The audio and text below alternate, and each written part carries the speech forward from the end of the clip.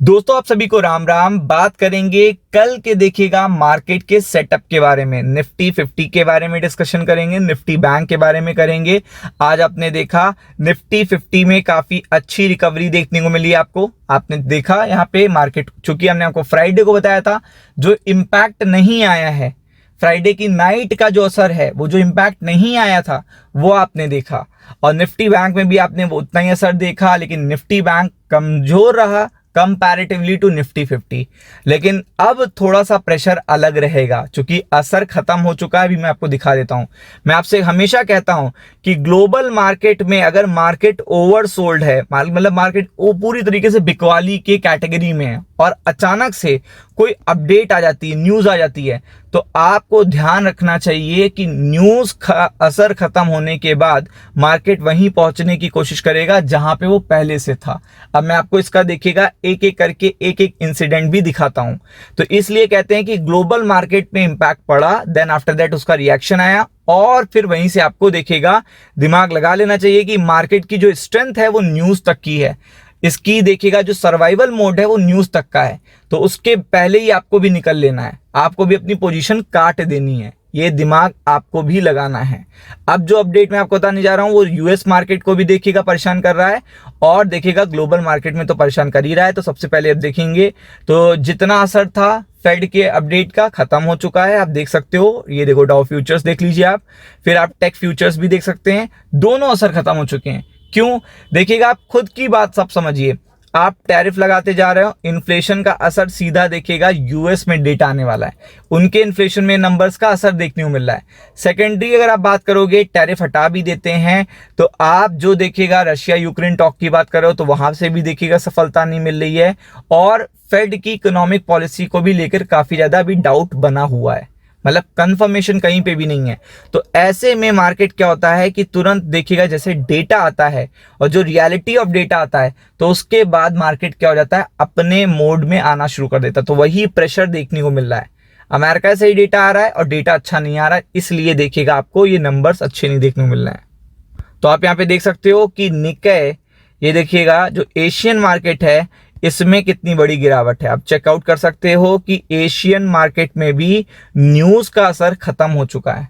आप देख सकते हो, चेकआउट कर सकते हो।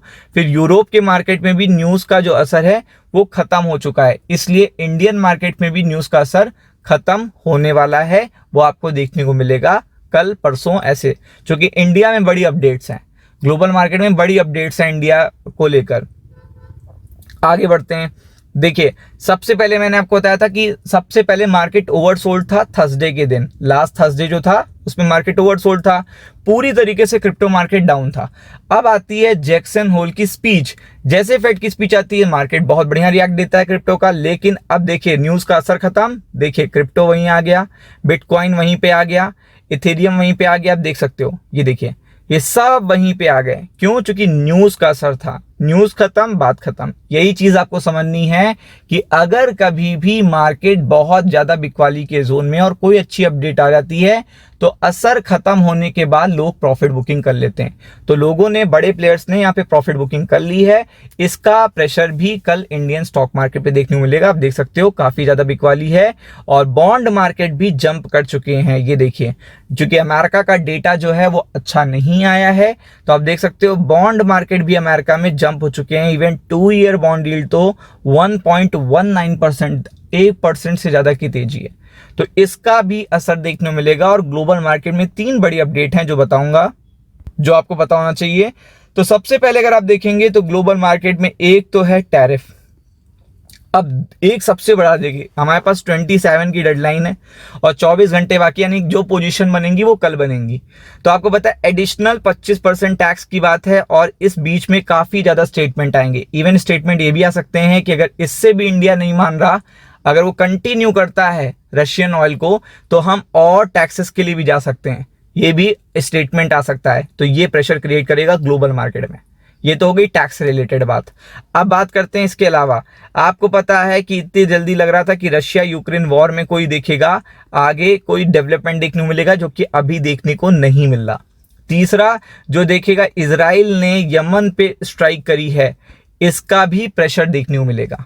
ये सबसे इंपॉर्टेंट थर्ड एक एंगल बन गया है, इजराइल ने यमन पे स्ट्राइक कर दी हुतीस के लिए, तो यहां पे भी देखिएगा एक्टिविटी ईरान की फिर से बढ़ सकती है, ये प्रेशर आ सकता है।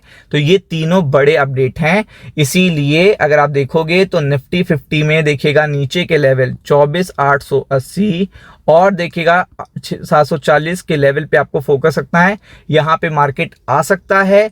और निफ्टी बैंक की बात करेंगे तो यहां पे 55,000 और देखिएगा अगर ये जाता है तो 54880 ये सपोर्ट आपको देखने को मिल सकते हैं। सेल ऑन राइज स्ट्रैटेजी आपको देखने को मिलेगी, फोकस करिएगा। राम राम।